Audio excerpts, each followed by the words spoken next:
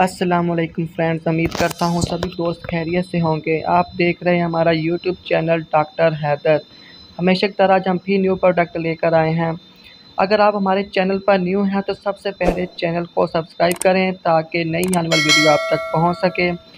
आज मैं आपको बताऊँगा राइजिक कैप्सूल के फ़ायदे और इसके साइड इफ़ेक्ट और इसको कैसे इस्तेमाल करना है और इसकी डोज़ दिन में कितनी मरतबा लेनी है। वीडियो को स्किप ना करें ताकि आप कोई भी इंफॉर्मेशन मिस ना कर सकें।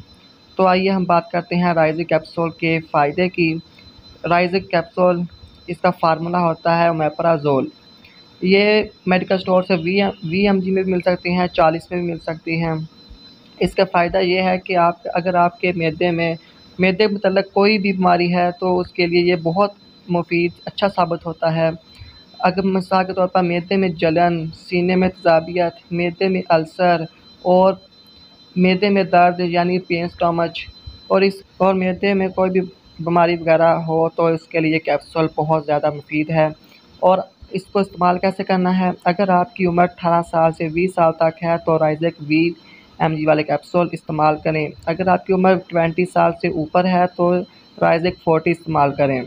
और इस कैप्सूल का इस्तेमाल सुबह नहार खाना खाने से पहले एक कैप्सूल खा लें।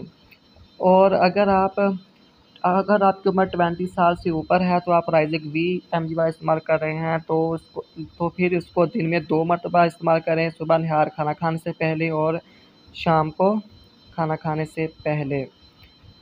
इसके साइड इफ़ेक्ट की बात करें तो इसके साइड इफ़ेक्ट मसलन घबराहट वगैरह हो सकती है, इसके अलावा इसके साइड इफ़ेक्ट होते नहीं। और अगर किसी शख्स के मैदे में दर्द और सीने में जलन वगैरह महसूस होती है और वो कैप्सूल यूज़ करता है तो वो ऐसी अशिया खाने से परहेज़ करे, मसलन कोल्ड ड्रिंक और ऑयल प्रोडक्ट को फास्ट फूड वगैरह खाने से भी परहेज़ करें। कोई भी ऑयल वाली या कोई तली हुई शय वगैरह ना खाए और बाकी डॉक्टर की हदायत के मुताबिक भी इसे इस्तेमाल कर सकते हैं।